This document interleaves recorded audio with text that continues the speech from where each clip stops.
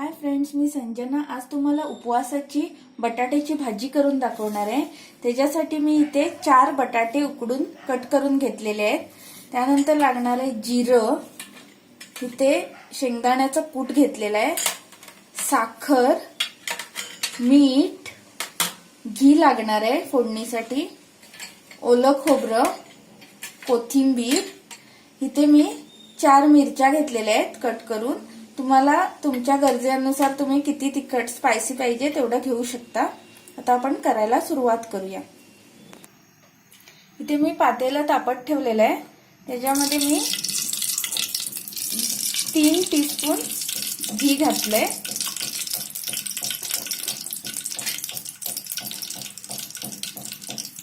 Half teaspoon जिरं घालते,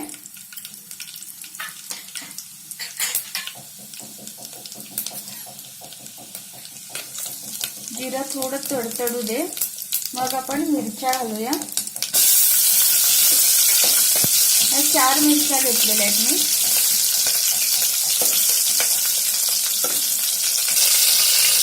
आता मी इथे उकडलेले बटाटे घालते।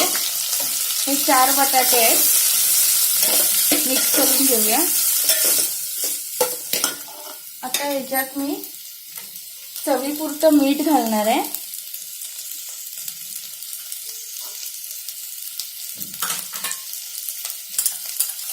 हाफ टीस्पून साखर घालते,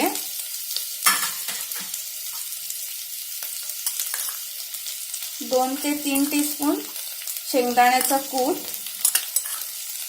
तुम्हाला किती आवडतो तेवढा घालू शकता तुम्ही। मीठ मिक्स करून घ्यायचंय व्यवस्थित सगळं। अगदी सोपी सिंपल भाजी आहे ही, झटपट होते। आता हे मिक्स झालेलं आहे व्यवस्थित। आपण ह्याला झाकण ठेवून एक वाफ आणूया 2 मिनिटं।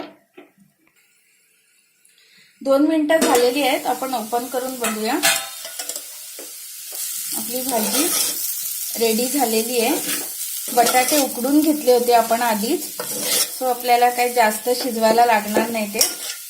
आता त्याच्यामध्ये आपण ओलं खोबरं घालूया थोडं, आणि थोडी कोथिंबीर।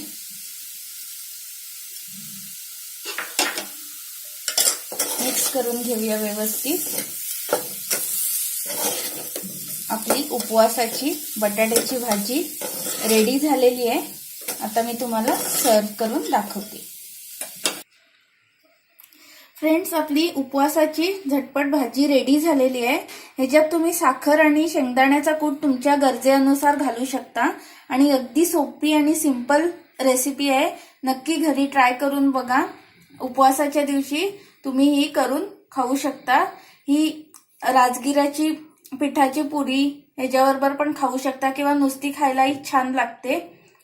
तुम्हाला कशी वाटली रेसिपी नक्की सांगा। लाईक करा, कमेंट करा, शेअर करा, आणि जे नवीन पाहणारे आहेत त्यांनी सबस्क्राईब करायला विसरू नका।